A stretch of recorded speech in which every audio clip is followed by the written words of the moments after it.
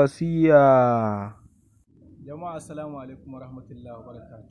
Barkanmu da sake kasancewa da ku a cikin sabon shirinmu mai suna Makon Kwankwasiya.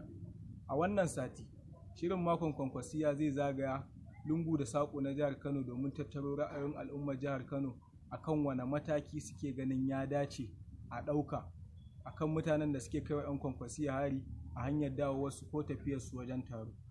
A dakace mu.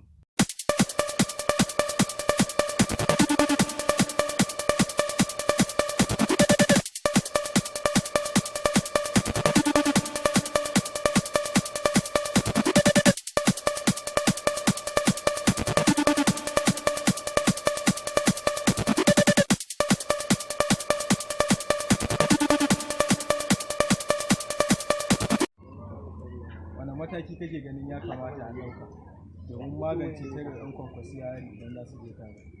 Allah ya sa dole are, Allah ya sa wata ta mutu wani. Menene mutum ka na faɗa? Turan saboda ba mutanen arziki ba ne.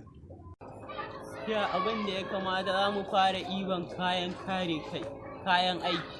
Kayan aiki kamar wani da wani?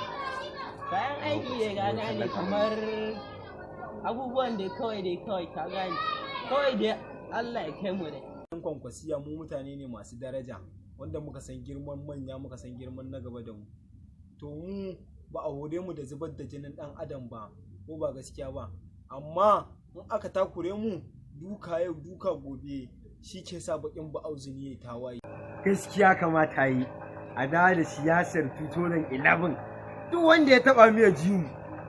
In dai ka ce kule za mu ce cos ko ma